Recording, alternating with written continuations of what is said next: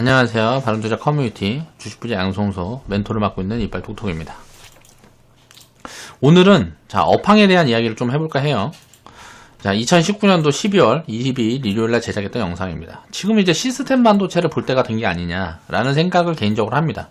제가 2017년도, 2018년도에 시스템 반도체에 대한 이야기들을 굉장히 아직은 그냥 테마다 라는 이야기들을 많이 했어요. 2019년도 초에도 그랬고요. 근데 이제 이게 2019년도 하반기가 오면서 좀 흐름이 바뀌었습니다. 진짜 돈을 버는 기업들이 나오기 시작했어요. 내년부터 추정치들이 굉장히 잘 잡히기 시작한단 말이에요. 야, 이거 이제는 테마가 아니고 진짜 산업이 움직이고 있구나 라는 흐름들을 이 흐름들이 읽혀져요. 그렇기 때문에 오늘 이 부분에 대한 이야기를 해볼까 해요. 우리나라에서 강점을 갖고 있는 반도체는 이제 메모리 반도체죠. 삼성하고 SK 하이닉스가 전세계 1등, 2등 하고 있으니까요. SK 하이닉스가 2등이고 삼성전자가 1등이죠.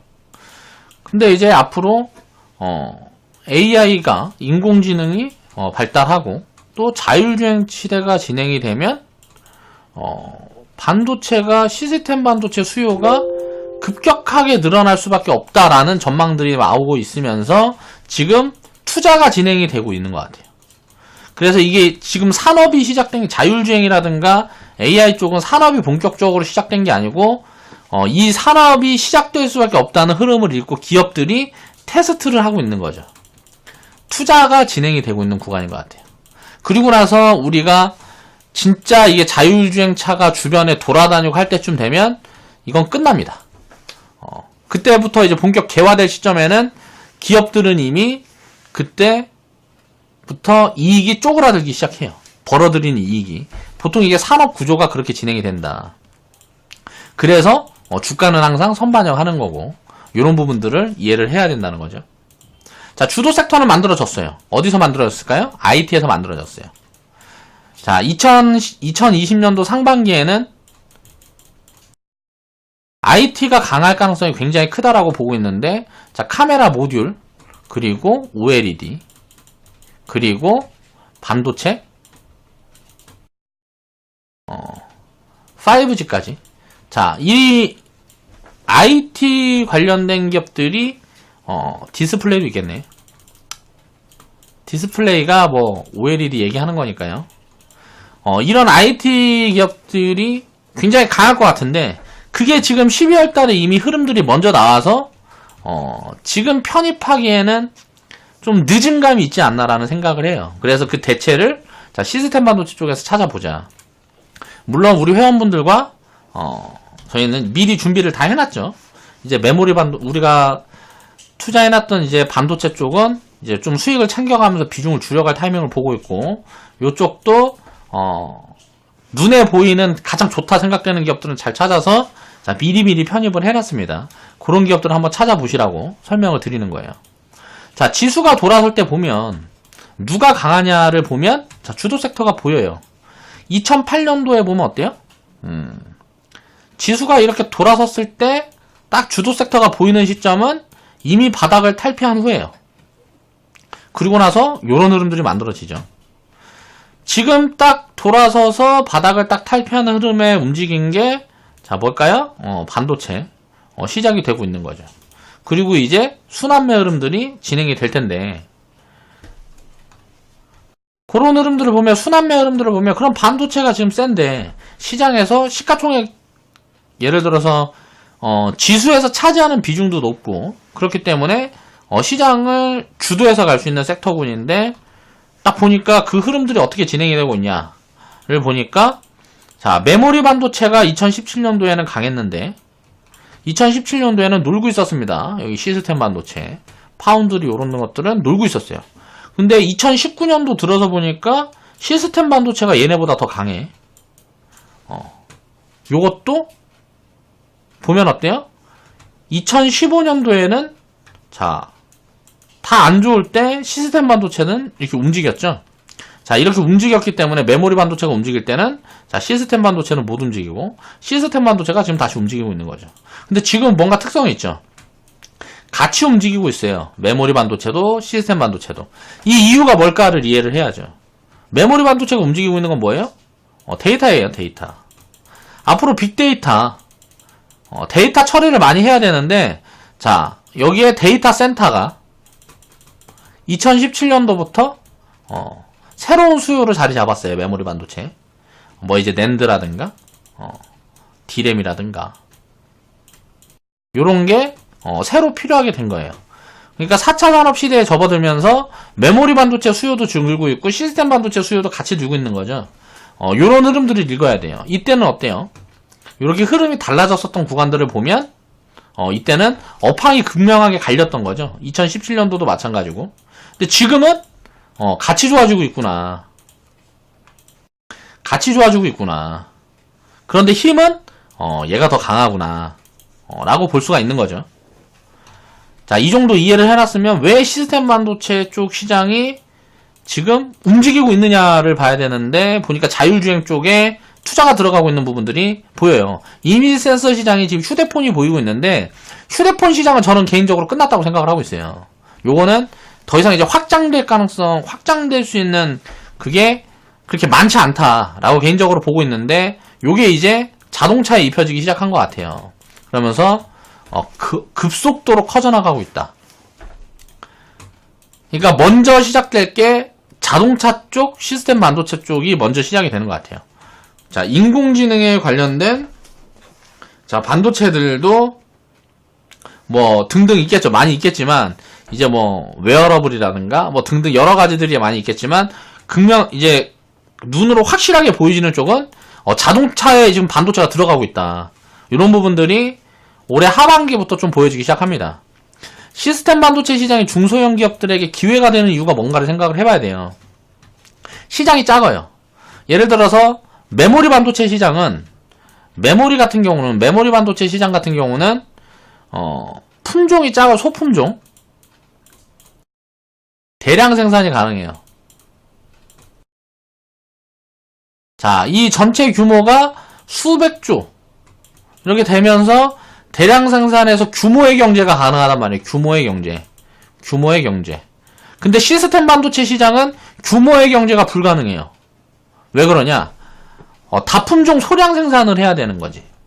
그러니까 시장 자체가 다른 거야. 다품종 소량 생산을 해야 되기 때문에 대량 생산이 불가능하니까 막 공장을 크게 지어서 막 여러 개를 생산하고 요런 것들이 안 맞는 거예요.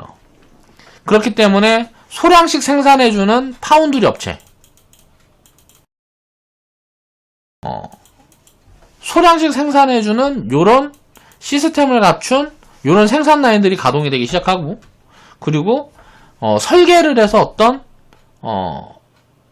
예를 들어서 1조짜리 10조짜리 요런 조그만 시장에는 대기업들이 큰 자본을 투자해서 투자를 그렇게 크게 하진 않겠죠. 투자를 뭐 예를 들어 100조를 투자해갖고 10조짜리 시장 독점해서 뭐 하냐고. 그렇기 때문에 작은 기업들끼리 경쟁을 해서 이 시장을 누군가 잡아먹게 되면 그 시장은 새로 진입하기가 어려워요. 한번 먹게 되면 독점 구조로 오래 가져갈 수가 있는 거예요. 그렇기 때문에 중소기업들에서는 굉장히 좋은 시장이 열리고 있는 거죠. 왜? 시장이 조그마기 때문에 누군가 독점하고 있으면 그걸 논아먹어야 되니까, 새로 개발을 해서 그걸 논아먹으려고 그러면 굉장히 경쟁이 힘들어지니까 누군가 독점 구조만 딱 갖춰놓으면 더 이상 들어가기가 힘든 거죠. 새로 진입하기가 힘든 거죠. 그러니까 이런 부분들을 생각을 해보면 자율주행 시장이 열리면 일단 센서가 많이 들어야 되고, 자동차 카메라도 많이 들어가야 되고, 자, 빅데이터를 처리해주는 뭐 요거가 뭐 ADAS, 이건 이제 기술이죠. 그리고 카메라 센서는 이제 하드웨어라고 볼 수가 있겠죠. 하드웨어. 요런 것들에 대한 시장이 굉장히 좀 크게 성장을 하고 있는 부분들이 보인다. AI 같은 경우는 뭐 이제 인공지능, 사물인터넷, 역시 뭐 빅데이터는 들어갈 것이고, 요런 게 이제 성장 모멘텀이라고 볼 수 있겠죠. 자율주행 시장은 다품종 소량 생산이다. 그러니까 각각 규모가 작아서 규모의 경제가 불가능하기 때문에 대기업들이 매력이 없다. 그러면 요런 것들도 어떻게 해야 할까요? 대기업들은. 자, 이거를 만드는 업체와 협업 체계를 가져가는 거예요. 그래서 요걸 사용해서 무언가 만드는 걸 하겠죠. 예를 들어서 협력업체에서 무언가를 만들어서 주면 그걸 사용해서 뭐 완제품을 만든다든지 요런 쪽으로 규모의 경제가 가능한 쪽으로 투자를 하겠죠. 대기업들은 규모가 크기 때문에 예를 들어서 내가 자산이 뭐 1000조 있는데 뭐 100조 있는데 1조 벌어봐야 눈곱이란 말이야. 그러니까 그런 시장에는 뛰어드는 게 아니고 그 1조짜리 사다가 이걸 가지고 뭐 5조 10조 부가가치를 만들 수 있는 그런 시장에 뛰어들겠죠. 이게 이제 서비스 시장이 되겠죠. 요런 쪽으로 대기업들은 다 들어갈 거고 서비스하는 쪽으로 다 들어갈 거고 이제 이쪽 시스템 반도체 설계 기업들은 요런 조그만 예를 들어서 자율주행차를 만드는데 400개의 각기 다른 다품종의 반도체가 필요해. 그러면 야 나는 이 400분의 2번째 반도체를 만들겠어. 나는 자 400번 중에 자 325번짜리 이 반도체를 만들어 보겠어.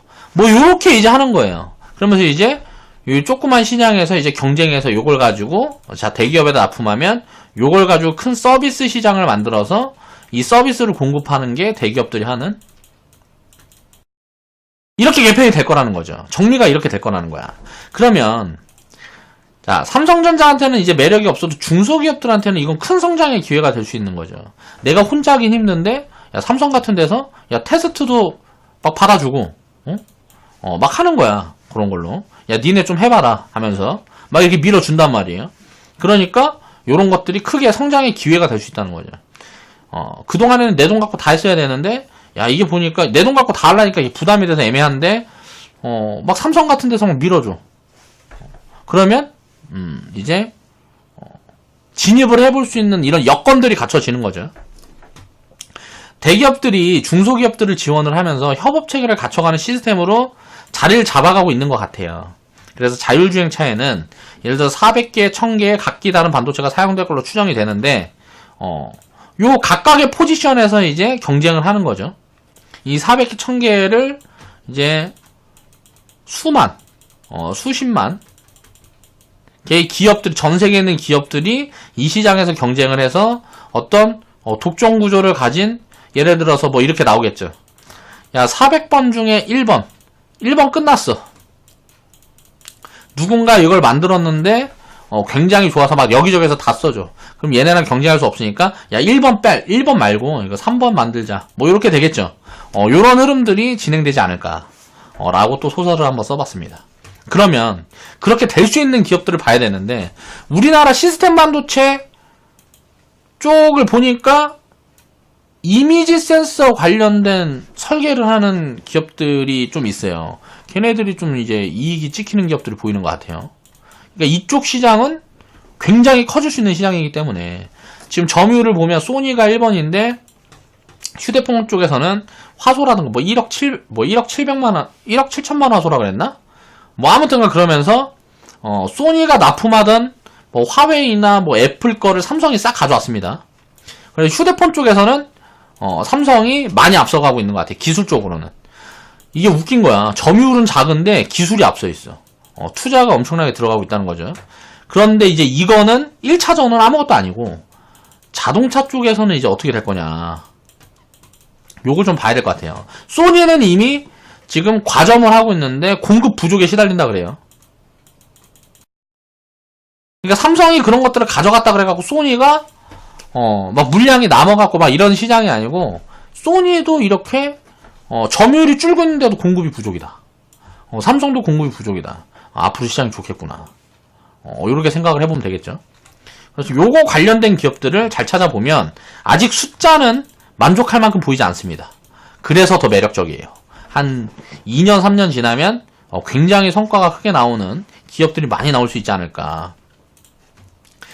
대표 기업이 옵땡땡하고 땡땡 요거 이제 보면 좋아 보이고요. 칩땡땡하고 요거하고 일단 보고 있습니다.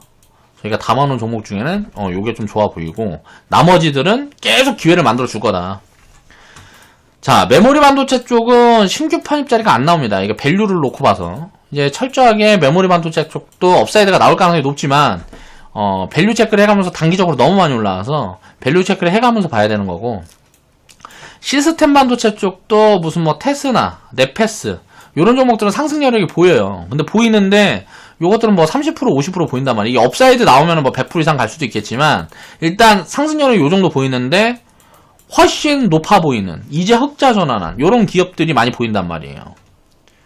자, 메모리 반도체는 2017년도에 움직이고, 2019년도에, 시스템 반도체 쪽에서 움직였는데, 자, 패키지 업체하고 테스트 업체들, 요런 업체들 중에 못 움직이는 기업들이 있어요. 그런 기업들도 좀 보고, 대장은 네페스라고 테스나니까, 요 흐름들을 살피면서 후발주들을 좀 찾아보면, 자, 대장이 먼저 보입니다. 이거는, 자, 숫자가 안 보일 때 잡은 사람 없으면 못 먹는 거예요. 자, 지금 이제 조정이 들어왔다 다시 움직일 때는 어떻게 될까요? 자, 여기에서 세게 움직이는 후발주들이 있단 말이에요. 요런 것들을 찾는 게 지금 이제 핵심이죠. 자, 시스템 반도체 쪽에서 그렇게 한번 찾아보자. 자, 메모리 반도체는 밸류 체크가 필수. 시스템 반도체는 이제 성장이 시작되는 구간이기 때문에 밸류 체크보다는 성장률을 봐야 돼요. 그러니까 성장이 얼마나 잡힐 수 있을지. 성장률을 보는 지표는, 자, 매출이 늘어나는 폭을 보는 거죠. 요게 이제 핵심입니다. 자, 메모리 반도체 성장 모멘텀. 자, 5G 상용화. 자, OTT 시장이 급성장하고 있다.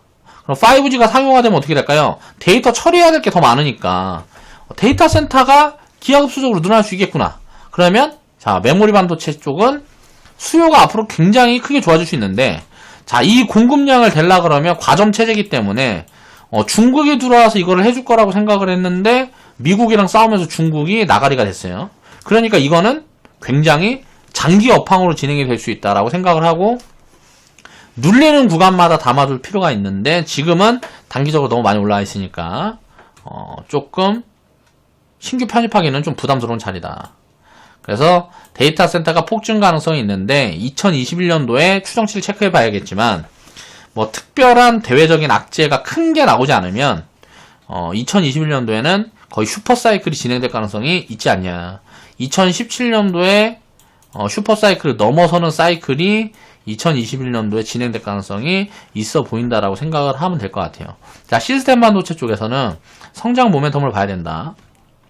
자율주행차 시장이 본격 개화되는 시점이 이제 오고 있는 거 아니냐라는 생각을 해볼 수 있을 것 같아요. 자, 4단계 자율주행 상용화, 5단계 자율주행화 상용화가 거의 임박에 가깝지 않았나 라는 생각이 들어요. 그렇지만 이것도 어떻게 보면 자율주행차가 주변에 돌아다니고 하려 그러면 5년에서 10년은 걸릴 수 있겠죠. 자, 차가 완성되는 게 한 5년 걸릴 거라고 봤는데, 그거는 2, 3년이면 끝날 수도 있을 것 같아요. 그렇게 되면 어떻게 될까요? 이제 막 규제를 풀고 막 해야 되니까 요런 부분들 때문에 보급이 좀 늦어질 수는 있는데, 요렇게 진행이 되면 어때요? 이미 뭐 돈은 어마무시하게 벌 거란 말이에요. 여기에서 준비가 된 기업들은. 그런 기업들이 이제 뭐 5년, 10년 동안 진행된 사이클이 먼저 기대감으로 반영되는 구간이 올 수도 있다. 라고 생각을 하면 될 것 같습니다. 시스템 반도체의 다음 성장 모멘텀을 보면, 자, 오랜 기간 적자였던 이제 팹리스. 그러니까 적자라기보다 투자만 하고 뭐 버는 게 없었죠. 이 업체들이 전체적으로 흑자 전환 흐름, 성장 흐름이 보여져요. 그러니까 쉽게 말하면 돈이 들어가고 있다는 거거든요. 이 돈이 누가 들어갈 거야? 어디서 들어가고 있을까? 자, 대기업들이 이제 뭐 돈을 집어넣고 있는 것 같아요. 그러니까 이런 부분들을 체크를 해보면, 우리나라의 대기업은 누가 있어요? 자, 삼성이랑 뭐 하는데, 뭐 SK랑 뭐 하는데, 요런 데들, 또 미국에 있는 애플이랑 뭐 하는데, 뭐 요런 것들 잘 찾아보면, 또 중국에 있는 걔네들이랑 뭐 하는데, 요런 데들 찾아보면 좋은 기업들이 슬금슬금 보인다. 자, 4차 산업시대의 소재는 반도체예요. 자, 4차 산업시대는 기계화되는 시대라고 보면 될 것 같아요. 모든 노동력이 기계화되는 그런 시대가 4차 산업시대라고 보면 될 것 같은데, 기계에 들어가는 모든 건 반도체가 다 들어간다는 거죠. 그래서 이 소재가 반도체이기 때문에 4차 산업시대의 핵심은 반도체다 라고 이해를 해야 될 것 같아요. 우리나라는 반도체가 30%를 점유하는 나라예요. 우리나라 뭐 GDP의 30%를 점유하는, 반도체가 점유하는 나라이기 때문에 4차 산업시대에는 굉장히 좋을 가능성이 높다라고 한국을 바라봐야 된다는 거죠. 2017년도에 데이터 센터 수요가 시작이 됐습니다. 이건 그동안 없었던 거야, 과거에는. 근데 2017년도부터 새로 생겼어. 빅데이터를 처리하고 이렇게 하면서 이제 아마존이라든가 구글, 뭐 마이크로소프트 이런 데서 이런 데이터 센터 수요가 시작이 됐어요. 이 데이터 센터 수요가 앞으로 폭증을 하게 되면 당연히 메모리 반도체 업황은 좋을 거라는 거죠. 자, TSMC의 시총이 삼성전자보다 커졌다. 시스템 반도체 시장은 성장이 더 빠르다. 메모리 반도체 시장보다 원래 시장이 큰데 지금 성장이 메모리 반도체 시장보다 더 빠른 것 같은 느낌이 보이고 있어요. 장기적으로는 누가 더 클 건데 요건 몰라요. 빅데이터를 얼마나 처리해서 이걸 산업에 입힐지, 자, 뭐 하드웨어적인 뭐 요런 부분들이 자율주행이니 뭐 AI니 요런 부분들이 언제 얼마나 빨리 진행이 될지 요거에 대한 건 아무도 모르는 거죠. 5년 10년 후에는. 그러니까 메모리 반도체 시장이 더 커질지 시스템 반도체 시장이 더 커질지는 모르는데 지금 현재는 시스템 반도체 시장이 더 크죠. 결국은 메모리 반도체도 이런 설계업체들이 이런 것들 대주니까 그래갖고 메모리 반도체를 만들고 뭐하고 하는 거니까. 그러니까 특허라든가 기술은 시스템 반도체에서 다 갖고 있는 거죠. 자, 이 시장이 둘 다 커질 거다라는 거죠. 그렇지만 누가 더 커질지는 모르니까 뭐라? 골고루 사놓으면 된다. 자, 중국은 기존에 자리 잡고 있는 시장을 빼앗아가기 위해서 투자를 진행을 하고 있는데, 자, 한국은 미래 시장에 투자를 진행을 하고 있다. 그러니까 중국이 해갖고 우리나라에 잡아먹은 게 뭐예요? LCD 같은 거잖아요. LCD 같은 거 자본력으로 들어왔고 다 잡아먹었어. 조선 같은 거. 다 뭐예요? 지금 끝난 산업이잖아요. 그쵸? 요런 데 다 돈이 들어와서 뭐 철강 같은 거. 근데 이제 중국 자본이 신산업에도 엄청나게 투자를 하고 있단 말이에요. 자, 자동차 쪽에서는 내연기관차 다 버리고 어디로 가고 있어요? 전기차로 가고 있죠. 전기차 시장에서는 중국이 지금 1등이었으니까 작년까지는. 자, 요런 부분들을 보면 자, 미래 산업에서 뭐 이런 것들 우리나라가 강점을 잘 잡고 가야 되겠죠. 그 부분들을 우리나라가 강한 그쪽을 좀 집중해서 볼 필요가 있다. 앞으로 미래 투자에는. 자, 삼성전자에서 파운드리 사업부가 분사하게 되면 요런 이야기들이 슬슬 나오고 있습니다. 삼성전자에서 파운드리 사업부를 만약에 분사를 하게 되면 한국의 시스템 반도체 쪽은 버블로 치닫을 수도 있다. 왜? 지금 기술력은 뭐 TSMC랑 거의 뭐 전세계 지금 1등 파운드리 업체가 TSMC인데 거의 뭐 기술력은 격차가 없어요.